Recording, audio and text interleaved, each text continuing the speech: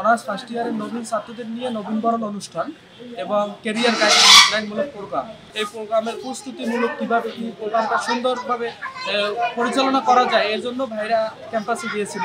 তখন ক্যাম্পাসের গেটে বসে ভাইদের উপর অতর্কিতভাবে ছাত্রদলের সন্ত্রাসীরা ওখানে ছাত্রদল পৌর এবং উপজেলা ছাত্রদলের আহ্বায়ক সহ তাদের অন্যান্য ভাইরা মিলে এবং কলেজ ছাত্রদলের সভাপতি সেক্রেটারিরা সহ আমাদের ভাইদের উপরে অতর্কিতভাবে হামলা করার এক পর্যায়ে আমাদের ভাইরা হচ্ছে যে আহত হয় এবং এখানে হচ্ছে 5 জন ভাই গুরুতরভাবে আহত এবং হচ্ছে এখানে সব মিলিয়ে হচ্ছে আমাদের 12 থেকে 15 জন ভাই আহত হয়।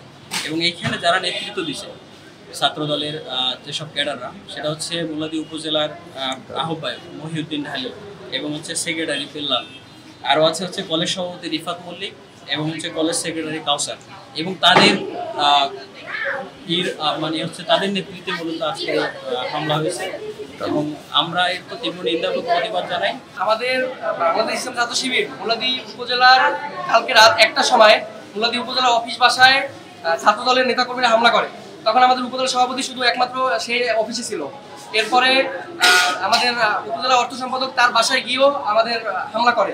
সে তার ক্যাসি গেট খুলতে না পারে, এবার চলে আসছিল। আমাদের কলেজে যে দায়িত্বশীল ছিল তাদেরকে কাউকে হুমকি দেওয়া হয়েছে, তারা আমাকে অবগত করছে।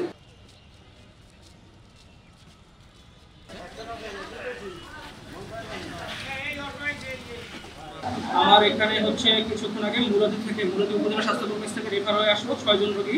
তারা প্রাথমিকভাবে হিস্ট্রি দিয়েছে ফিজিক্যাল অ্যাসল্টে, এবং রোগী হচ্ছে 6 জন রোগী। মান্না 22 বছর, হামিম 20 বছর, বায়েজিদ 23 বছর, আবদুল্লাহ 19 বছর, শারাফাত 24 বছর এবং রাকিব 24 বছর। আমি প্রাথমিকভাবে দেখে তাদেরকে মেল সার্জারি ওয়ার্ডে ভর্তি দিয়েছি। তাদের পরবর্তীতে যা লাগে মানে তাদের অবস্থা কি সেটা নিরূপণ করে প্রয়োজনীয় ব্যবস্থা সার্জারি ওয়ার্ডে নেওয়া হবে।